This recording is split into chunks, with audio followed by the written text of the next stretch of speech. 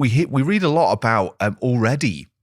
There's an element of ownership in the metaverse. We've heard of people buying property on the metaverse, which I imagine would involve some form of legal transaction and then obviously ownership rights. Tell me about how that's going to work. First of all, how is it possible, bearing in mind we are now, to actually buy tangible items in the metaverse, and how might a legal system operate in that next stage of the internet? Well, I have good news. I've got bad news for all the legal listeners and the legal practitioners. You will lose a lot of work, and you will gain a lot of work. So I think all in all, you have plenty of work for the coming decades. I'm pretty convinced about that. I'll get to that in a minute. Why? First, to answer your question about why you will have less work is first of all, I think if you look at the digital real estate, virtual real estate, which I am not a big fan of, I think it's a bit of a nonsense. Why would you on earth spend millions of dollars on an artificially created scarcity in a grid-like pattern that's in the digital world where the laws of physics do not apply. So a grid-like pattern does not make sense to begin with. So the fact that you spend more money because you can be close to someone, a celebrity or so, is nonsense, because you can just teleport there. So it just doesn't make sense. But I've written at length about that I don't believe in virtual real estate. I understand it from a capital raising perspective, but from a usability or user perspective, it doesn't make sense at all from my perspective. From an ownership perspective, that's of course where non-fungible tokens come in. And non-fungible tokens are a great way for us to, for the first time, to prove the ownership of a digital asset. And I think that's a fantastic breakthrough, technological breakthrough, that will allow us to prove the ownership of something digital, which up until now has never been possible, because you can just copy it because it's digital. Thanks to NFTs, we can prove that you own a particular digital asset, be it a painting, be it a picture, be it a 3D asset, be it a book or whatever type of content. If you can prove your ownership, you can then start to monetize it. You can sell it, you can rent it out, you can borrow against it, you can do whatever with it to make money with it. I think that is a really cool example. But all of these assets, virtual real estate is also linked to NFTs. So it's also an asset that you own.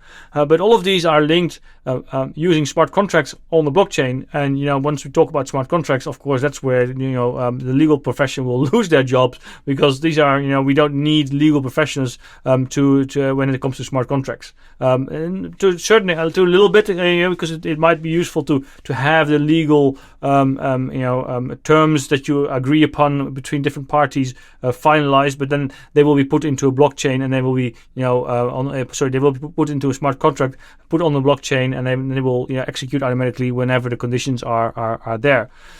So from that perspective, I think there will be for a lot of legal professions, think of notaries as well, less jobs. But then if we look at the metaverse, again, the 3D internet, the immersive internet, all the problems, all the dangers that are lurking in the corners of the metaverse will be significant. If we think that the current internet is bad, and there's a lot of work for legal professions in the current internet, think about when we go 100 times or 1,000 times the amount of data that we create in the metaverse, and all the dangers from harassment to privacy issues, to security issues, to hacking, to health issues, to deepfakes issues, to copyright issues. The list is very, very long, to polarization, because basically all the problems that we have today will be extrapolated in this immersive internet. So there will be plenty of work for the legal profession to figure out and to help people who have become victim of these problems. Yes, absolutely. I want to touch on this issue of identity next. But first of all, let's just talk about some of the concepts you raised there. So first of all, an NFT, that's a non-fungible token. So that could be, for example, I've read a lot about digital clothing, because if we have our avatars in the metaverse, we might want them to wear digital clothing. Let's just use that as a very basic example. And then you touched upon blockchain.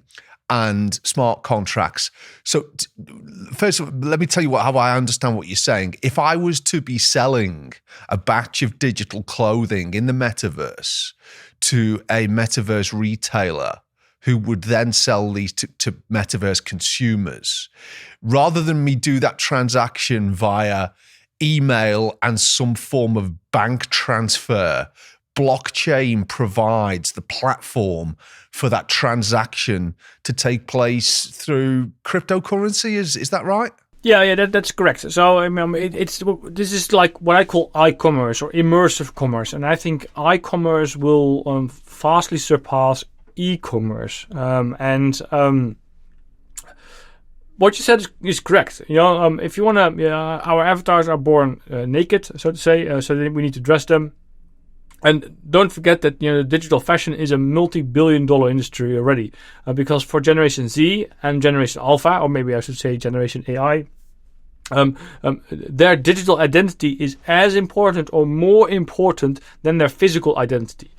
That's for you and me, for the older generations. That is something that is mind-blowing. At least it should be, because it's a completely different perspective. For them, the digital world is as important or more important than the physical world. And for them, there are no lines between the physical and the digital world. In their world, the avatar needs to be dressed and needs to have an identity. So you want to buy clothes for your avatar and wearables and all kinds of cool stuff. Now, you might also want to sell those clothes, and that's where blockchain comes into play. You might want to sell them directly to you, peer to peer. I don't need to go through a store to do that. I can also buy them directly from a digital fashion developer, such as, for example, the Fabricant from Amsterdam, which is one of the leading platforms in this space.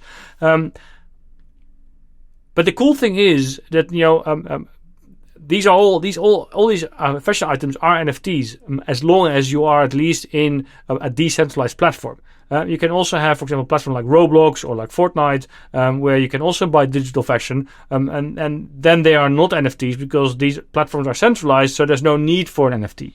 The problem with that is that it's owned centrally by the company behind Roblox or behind Fortnite, in this case Epic, and they can just make changes, or they can just take your clothing as they feel suit, which I think is problematic. Now, if we want to have that's why I'm a big fan of an open metaverse where we have full control of our own data, of our own digital identity, and of our own digital assets. And in that case, now imagine that you buy NFT sneakers from Nike. Nike is doing very, very well in this space.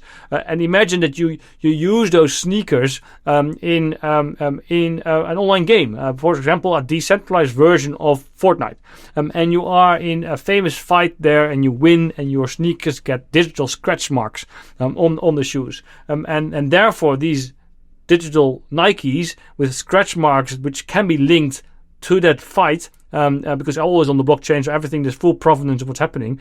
Those Nikes might become more valuable because you have proof that they were part of an important event in the metaverse. And since it all is tracked and traceable and verifiable on the blockchain, we can prove it. And then you can sell those Nikes for more than you bought them. And they might have actually be damaged, they might have scratch marks, but that actually increases the value. So for some of the listeners, this might sound really far-fetched and like, really, why on earth would you want to do that? But for the next generations, these kind of things are really important. I think that's where blockchain comes into place, where NFTs come into play, where smart contracts come into play. That would make this possible. It's all peer-to-peer, so once it's set up, there's no need for legal work anymore. But that's sort of where we're going, and I think that's fascinating. I think it's if we can sell our digital assets to whomever we want through whatever platform we want, just like in the physical world. I can sell this shirt if I don't like it anymore, and I can sell it to someone else, and there's no one who can take this away from me because they don't like me. Well, unless you're a thief, of course, but the company who created this one cannot say, well, Mark, we don't want you to have that shirt anymore, we're going to take it away. In the digital world, on Roblox, on Fortnite, that is perfectly possible, and there's nothing you can do about it. And there are plenty of examples of this happening to children, to 13, 14-year-old children, where Roblox just decided to close their platform with all their assets in it, and the parents were not able to do anything about it. I don't think we should move into that future. I think we should move in a future where we have control over assets, and I can decide myself what I do with my digital shirt. Well, you've touched there upon a number of points around identity. Now, identity from a legal profession perspective is critical because, by way of some examples, lawyers invest a lot of money in their systems around identity verification. And now that can be to prevent money laundering. It can be for the purposes of monitoring passage of client funds, cybercrime, know your client, all of these really important legal principles. So a lot of money is invested by lawyers in the physical world in terms of checking that their clients and other stakeholders in any form of legal transaction are who they say they are. And I think with the current stage of the internet, there have been some unintended consequences from the fact that I don't think big tech invested enough in having the issue of identity at the forefront of its planning. And I think everything there from trolling to cybercrime has been a consequence to some extent of that failure to nail down what identity is and how it's protected at the outset. Is this an area you think from a metaverse perspective has to be got right from day one? And if so, how do you think that can happen? I completely agree with you, and I think identity has been missed in the development of the internet, and the reason why I think is simply because when the internet was developed 3-4 decades ago, the people who had access to the internet all knew each other. So there was no identity issue, because you knew everyone, and therefore you could trust everyone, because it was just your colleague 100 kilometers far away in a different university whom you knew. So there was no need for an identity protocol. I think it's really problematic that we don't have that, especially in the metaverse, and we do not want to rely on centralized companies owning and controlling our digital identity, especially not if that digital identity is more important than our physical identity. Now, can you imagine that there's a company that would own your physical identity? I think that's really, really problematic. And there are plenty of examples that have shown here that this is problematic. And I have one example in my book where you have the an Australian artist who has the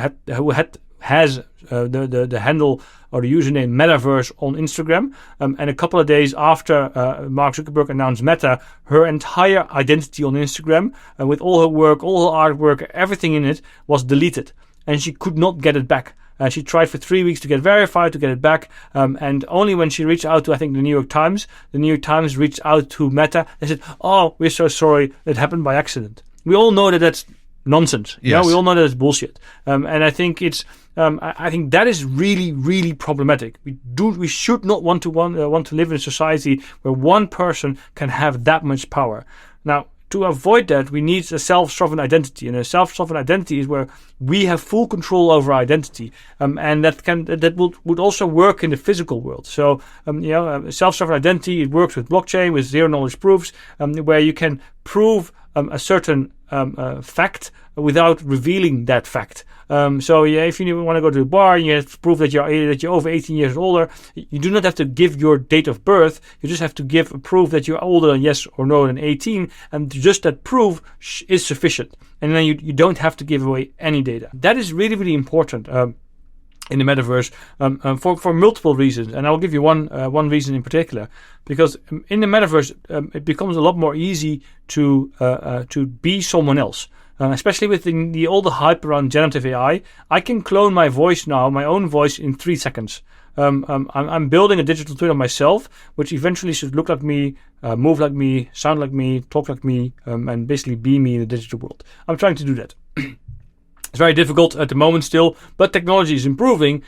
So in due course, that will become a lot easier, and it will be very, very realistic.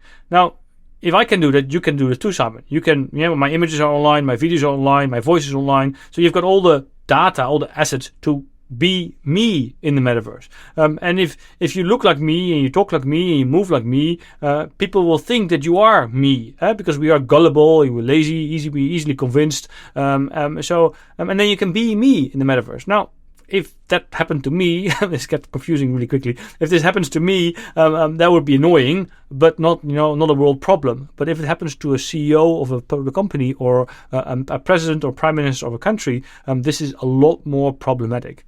And we already saw it happening a couple of months ago when Twitter released their blue tick for $8, and within I think half an hour, people started impersonating brands, and brands lost billions of dollars on the public market because of statements that were given by these fake profiles. That's problematic. So we need a solution for that.